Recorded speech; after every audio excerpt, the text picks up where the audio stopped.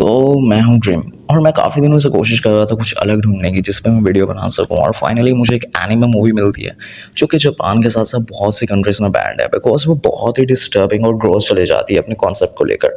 और उससे पहले अगर मैं तुमसे कहूँ, अगर मैं तुम्हें बताऊँ कि इस एनिमे में ऐसा क्या है, तो अगर तुम स्क्रीन में ये चीज़ें अगर तुम लोगों को नज़र आ रही हैं, अगर तुम इन सबको बर्दाश्त नहीं कर सकते तो विनोद ये वीडियो तुम्हारे लिए बिल्कुल नहीं है।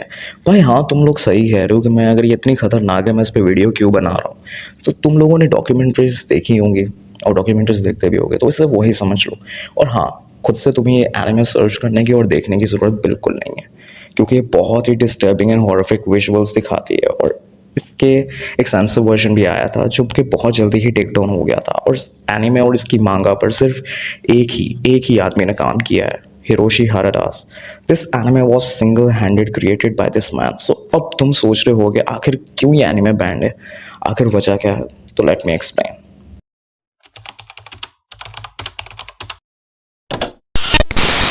एनीमे का एनिमे का नाम है मिडोरी। स्टोरी स्टार्ट होती है एक लड़की से जिसकी मामा कम्प्लीटली सिक है और बाप छोड़कर चला गया, और वो लड़की बाहर छोटी मोटी जॉब्स करके अपनी माँ का ख्याल रख रही है। और एक दिन वो लड़की घर वापस आती है, घर वापस आ रही होती है और उसे एक आदमी मिलता है और कहता है कि मेरा एक सर्कस है, तुम चाहो तो मेरे पास काम कर सकती हो, मैं तुम्हें अच्छा अमाउंट पे करूँगा। तो वो लड़की खुश होती है एंड वो घर आती है और अपनी मामा को वो कहती है कि बहुत खुशी से उन्हें वो गुड न्यूज़ देने लगती है कि मुझे एक अच्छा काम मिल गया। और उसके साथ ही रियलाइज़ होता है कि मिडोरी की माँ उसको रिस्पॉन्स नहीं कर रही है एंड वो सडनली उस पर से कपड़ा हटाती है and that scene was so disturbing. उसकी माँ को रैट्स खा रहे थे और उसकी माँ मर चुकी थी। देन मिडोरी डिसाइड करती है कि उसे उस एड्रेस पर चले जाना चाहिए बिकॉज वो शहर में और किसी को नहीं जानती थी, सिवाय उसके माँ बाप के उसका कोई नहीं था।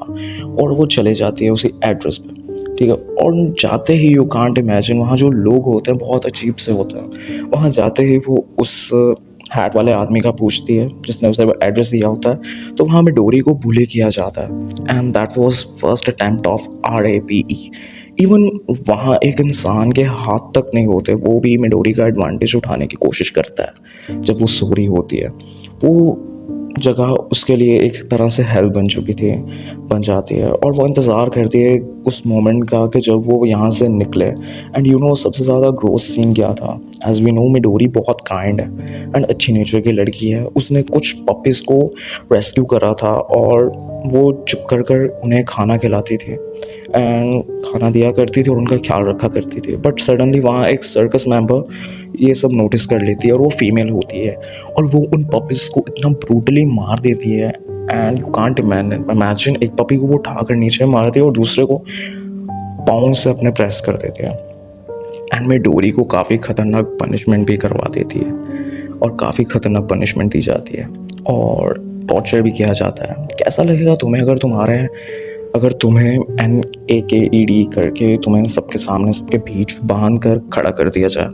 तो ऐसा ही होता है वहाँ पर। बट थोड़ा टाइम गुजरने पर एंट्री होती है एक मैजिशियन की जो खुद को एक बॉटल में डाल लेता है और निकाल भी लेता है। तो वहाँ सर्कस की तो जैसे चांदी हो जाती है, उनको बहुत पैसा आने लगता है उस म्यूजिशियन की वजह से।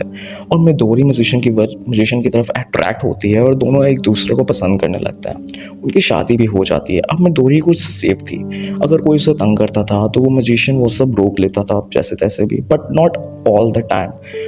मैजिशियन उसके साथ नहीं था। बट एक जगह मिडोरी अकेली थी तो वो बिना हाथों वाला आदमी आता है और कहता है मिडोरी मैं तुमसे प्यार करता हूँ।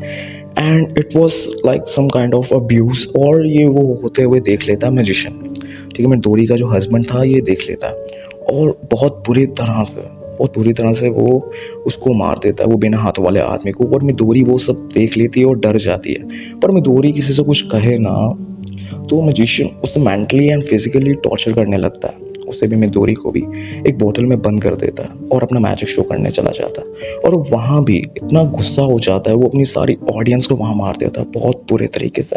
एंड फिर उस म्यूजिशियन अपनी गलती का एहसास करता है, उस म्यूजिशियन को अपनी गलती का एहसास होता है और मिडोरी को सॉरी करने आता है और उसे बोतल से फ्री करता है और उससे कहता है हम यहाँ से बहुत दूर चले जाएंगे।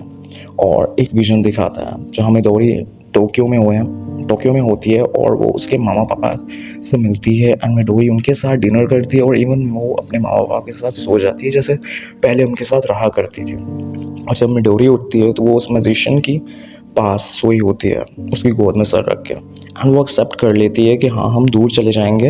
एंड फाइनली वो मोमेंट आ चुका होता है। सब लोग उससे बहुत पोलाइट बात कर रहे थे बिकॉज वो जाने वाली थी, एंड सब बहुत काइंड थे, ठीक है, उसके लिए उस टाइम पर, और उसके साथ रोते हुए से गुड बाय भी करता है। एंड फाइनली वो दोनों मिडोरी एंड मैजिशियन निकल चुके हैं। तो वहाँ मैजिशियन कहता है कि तुम थोड़ा वेट करो, मैं कुछ खाने को ले आता हूँ। पर जब वो मैजिशियन जाता है तो उसे कोई सडनली स्टैप करके मार देता है, और वहाँ मैं डोरी वेट कर रही होती है, तो मैजिशियन नहीं आता, और वो यही समझने लगती है कि बाकियों की तरह म्यूजिशियन ने भी उसे छोड़ दिया है, अकेला छोड़ दिया है, और वो वहाँ से भागना शुरू करती है, और उसे सारी डेड एंडिंग्स मिलती हैं। और एक जगह वो सर्कस के सारे मेंबर्स और म्यूजिशियन उस पर मिडोरी पे हंसते हुए उसे नज़र आता है, और एक स्टिक उठाती है मिडोरी, और रोते हुए गुस्से से उन सबको मारती है, और वो वहाँ से गायब हो जाता है। वो सब एक इल्यूजन है, जैसे बाकी उसे डेड एंडिंग्स मिली, ये भी उनमें से एक ही थे। और वहीं खड़ी मिडोरी चलाती हुई फ्रेम से बाहर भाग जाती है, एंड यहाँ पे ये मूवी ख़त्म हो जाती है। ये 47 मिनट की मूवी। और घबराओ नहीं, ये बस एनिमे है, ये रियल लाइफ में हो सकता है कि based. At the last point मुझे कुछ समझ नहीं आया मिडोरी का, आखिर हुआ क्या, वो फिल्म से बाहर चलेगी। बट यहाँ दो पॉसिबल एंडिंग्स हैं जो लोग मानते हैं। नंबर 1, मिडोरी बहुत रो रही थी, चिल्ला रही थी, और उसे सारी डेड एंड्स मिले, सो इसलिए she managed herself. But on another side number 2, जो कि मुझे काफ़ी अंडरस्टैंडेबल लगती है, वो ये कि मिडोरी का हस्बैंड एक म्यूजिशियन था, ही एक्चुअली हैव पावर्स, तो वो किसी के स्टैप करने से कैसे मर सकता है। तुम्हें याद है जब मिडोरी और उसका हस्बैंड जाने लगते, सब लोग उसके साथ बहुत काइंड थे, अच्छे से बात कर रहे थे, जो कि हो सकता है उसका हस्बैंड उसे इल्यूशंस दिखा रहा हो, एज वी नो ऑल्सो कि पूरा क्रू मिलके मिडोरी के साथ पास्ट में क्या क्या कर चुका है, ठीक है। और शायद उसका हस्बैंड यही चाहता था कि वो उन सब यादों के साथ एक अच्छी लाइफ जी सके। तो ये थी इसकी एंडिंग नंबर 2, जो कि मुझे काफ़ी अंडरस्टैंडेबल और पॉसिबल लगती है। तो तुम क्या सोचते हो, मुझे कमेंट्स में ज़रूर बताना। और अगर तुम बात कर दो मेरे पॉइंट ऑफ व्यू की, तो हाँ, मैंने इसके बारे में यूट्यूब से ही सुना था, ये वाली वीडियो से। और ये वाली वीडियो मैं हाफ में ही छोड़ के यानी मैं मूवी देखने भाग गया, और इस बंदे ने मेरी एक्सपेक्टेशंस आसमान तक पहुंचा दी थी, बट जल्दी ज़मीन पे भी आ गया। बिकॉज इसे देखते हुए ना तो मुझे कुछ डिस्टर्बिंग लगा, ना ही मुझे स्केरी लगा। बिकॉज शायद हो सकता है मेरे को कुछ और स्केरी या डिस्टर्बिंग चाहिए, हो सकता है। बट एक चीज़ इसे बहुत स्केरी बनाती है, वो ये नहीं कि ये किसी ट्रू स्टोरी पे बेस्ड है, वो ये कि जिसकी भी ये इमेजिनेशन है, जिस इंसान की भी ये इमेजिनेशन है, उसकी मेंटेलिटी क्या होगी और वो कैसे सोचता होगा, एंड जिस तरह से डिज़ाइन किया गया है to fill people hidden desires like licking eyeball and everything like that, how fucked up people are going, what kind of mind games humans can play. So मैं अब चलता हूँ, मेरा यहीं ख़त्म हो गया, ठीक है।